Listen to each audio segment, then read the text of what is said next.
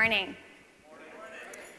It's great to be here. This is so fun. It's my baby's first seminar. I got my team back there too, so thanks for having me here. It was fun to fly and try that for the first time.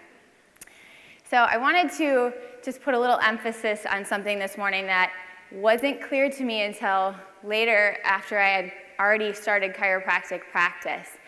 And many of the great speakers this weekend have definitely touched on the need to clear your vision, know what you're after, work on your self-development. And so during chiropractic school, I would say that's when I really started to become aware to the fact that you do create your reality and that your thoughts become things, and you start to learn what the law of attraction is, right? And as we learn about the law of attraction, most of us get really fired up because we have a new responsibility to our life to create what we want, to realize that as we send a thought out or we write something down on paper, it's vibrational. And that vibration is what magnetizes the experience to come into our world. And that's our responsibility to set up our life that way. So I thought about the law of attraction a lot, especially when I was starting my first practice. I've been in practice 6 years now. And I still write goals all the time. But I kept the law of attraction in this little box over here where I thought about, okay, it's goal setting time, or I'd check myself, like, am I in the state that I want to be in order to bring into my life what I want? I didn't think about it necessarily in a bigger scheme. And then there was chiropractic, and I was lucky enough to be brought up with chiropractic, but I didn't necessarily meld the two together. I thought chiropractic's so awesome. I get to put my hands on people, and through the adjustment, they're clearing their nervous system, and they heal from so many things. And I think we tend to think about it on such a physical plane most of the time. If we're talking about dis-ease, we usually look at it as in the physical body, disease, symptoms, that type of thing, and we don't think about dis-ease in our greater world, right? So when someone has trouble in finances and trouble in their relationships and things like that, isn't that also a manifestation of dis-ease emanating from them, right?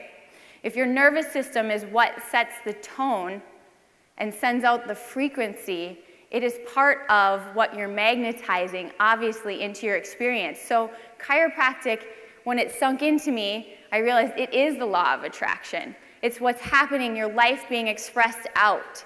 And we have to get that to realize how big the work that we do is. It's huge. When we adjust someone and their nervous system gets that reboot, they're magnetizing better, they're vibrating better. What comes into their experience is going to be more in alignment with their purpose. And that serves everyone. And that's what changes the world. Right? It really is that big. And so think about that. It's not our job to know when we deliver an adjustment what that adjustment's going to do for that person. That's not our end of the bargain. But that person surely is going to have a changed experience from that, and we don't need to know what that change is going to be. That's, again, not our end of the bargain. So think about that. When you adjust someone, they're vibrating better. They're magnetizing. Their law of attraction is working for them in a better state. They're more clear. What comes into their outer experience is going to be of higher vibration, of higher quality too, even if it's just for a second. It's big work. So I thought about, again, I say I'm a chiropractor, and I love saying that I'm a chiropractor, but really I'm in the game of, or the business of, or whatever you want to call it, changing trajectories. Where does someone evolve to? How connected are they to their purpose and their innate? And that's what we're doing, whether it's through one adjustment, and that's all they're ever in our office for, or maybe it's even someone that passes through our office and gets a little bit of the message and maybe never even received an adjustment. That moment might have changed them forever and changes their trajectory. So when I think about these lines up here, it was the first thing that came up when I Googled trajectories. I want to be like the one in the front, the one that just keeps going up, because I'm continually working on myself. I'm continually vibrating better. I'm getting more clear to what my purpose is. And hopefully by me doing that, I allow other people to do the same. And hopefully by people being in my practice and having the chiropractic experience and being attracted into that, they choose that for themselves as well. And so I have you think about that. Is if you're in this game of human potential and changing people's trajectories, and not necessarily needing to know what moments are going to be the most profound, because they're all really important, right? And being present to that. I want to share this story because I think it illustrates what I just said. About 3 or 4 years ago, I was in a seminar, and the seminar was a business seminar for chiropractors. And the first part of the seminar was all about goal setting. And so I had been to this similar seminar multiple times, and so I knew how it would usually happen, is that we'd sit for about 30 minutes and write long goals out in 4 or 5 different areas of our life. And then after you got some sentences down in those areas, like career, relationships, that type of thing, then you needed to condense it down to a statement and put that statement on a small card that you're going to carry with you. And the goal was obviously that you'd pull the card out and read it from time to time, that type of thing. So one of the things that I wrote on my small card at the time was, see a chiropractic miracle, period. And I knew what I meant by that goal. I meant that I wanted to see something that was like night and day difference, like immediately. That's what I wanted to see. So I wrote that on my card, stuck it in my wallet, and I didn't do what I was supposed to do. I didn't pull it back out and read it. So a few months go by, and I'm in practice again, and I decide to go on the mission trip at the end of the year that I usually go on with Peter Morgan. And when we were down in the Dominican, I was with a few students, and we got dropped off in a little mountainous area of the Dominican. And so it's me and Yaxie, who's in the picture, and then a couple other people. And this man gets wheeled up to us in a wheelchair. And we find out through talking to his daughters that he had had a stroke about 2 years previously. And since he had had this stroke, he's been in the wheelchair. His arms were all contracted, and his fingers were contracted into a fist as well. And they just said that's what he'd been like since the stroke. So Yaxie, the student there, she was from Parker, she's the one that's supposed to check him out. And she comes over to me, and she's like, Dr. Lona, I'm really nervous. And I said, Yaxie, why are you so nervous? And she's like, well, they teach us in school, you know, about strokes, and I'm feeling like not so confident. And I said, okay, look around. How often is this man going to even get the opportunity to have chiropractic care again? Probably not anytime soon. And you're also going to just get your intention right. You're not going to hurt him, so just check him out. So she gets her courage up. She does that, and she decides he needs to be adjusted at C1. So she delivers the adjustment. And we notice that his right hand starts to uncurl. So we're watching each other, and I'm like, that's pretty cool. Let's have him go rest for a little bit. So he goes and rests in the church for about 20 or 30 minutes, comes back out, we check him again, she delivers another adjustment, and now both hands have opened up. So they're like this, and he's still sitting in his chair. So we're like, okay, let's go have him rest for an hour, and we'll check him again. Over the course of the afternoon, he probably got adjusted 3 or 4 times, and this is him by the end of the afternoon, where he could stand up out of his wheelchair and put his arms up over his head. His daughters were crying. All of us thought this was like really amazing. And it floored me because it was so cool to see life turn back on so quickly in someone that had been so shut down. And so that was my story. So I come back, and I'm back in practice, and I get to this seminar again. It was a few months later. And I'm supposed to get up and talk in front of this group of chiropractors about my mission trip that I just went on. So clearly I'm going to tell this story of Gabriel.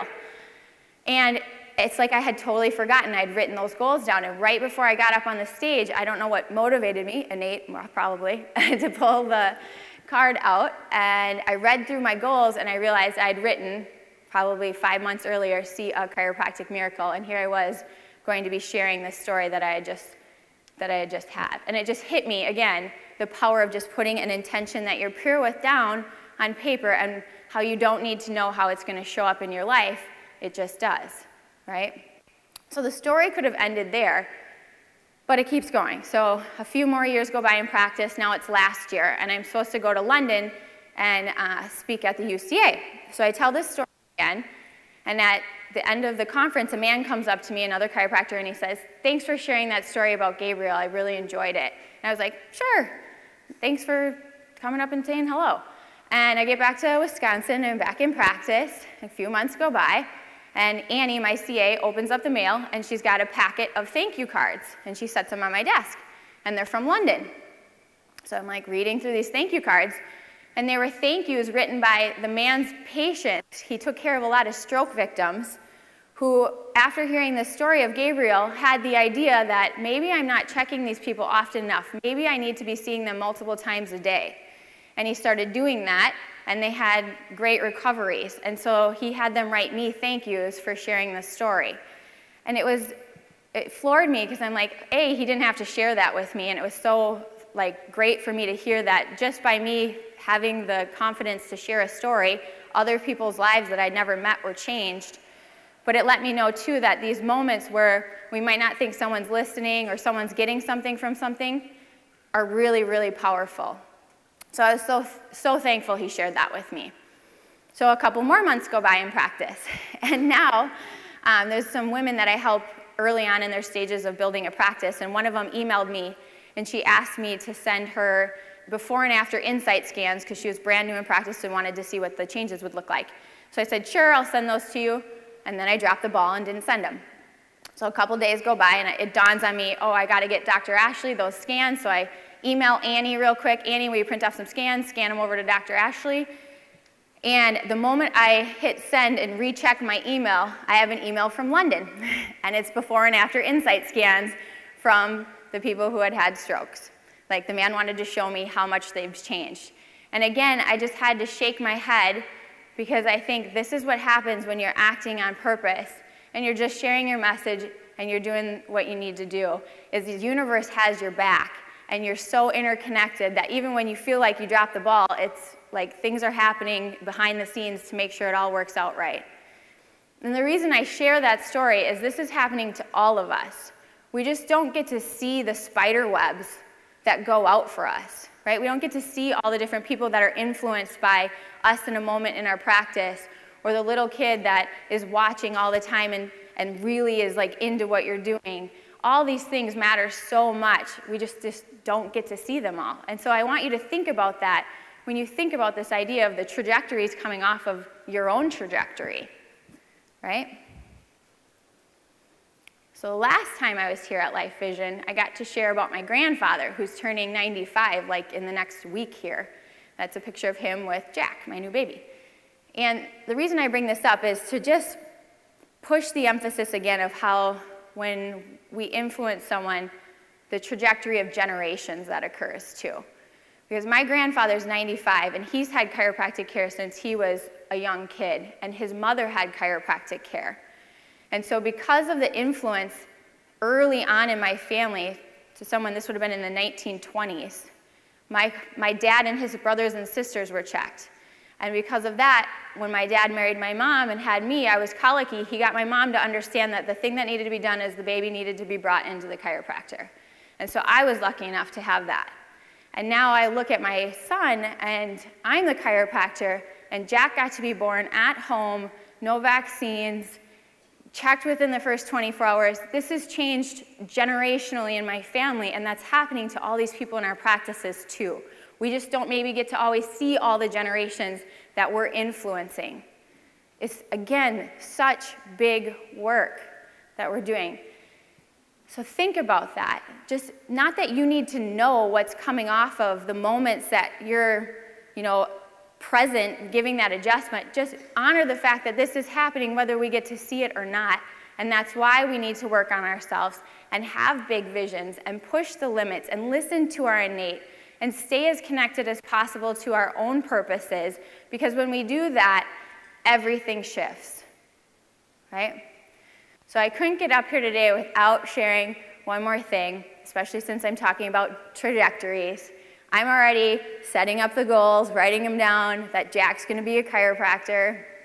Just kidding. Well, sort of. I'm not. He's listening. Hopefully it's going deep in his mind right now. But the other morning, I got up, went to go get a drink of water, and this is what I came back to. And I decided he might be a plumber.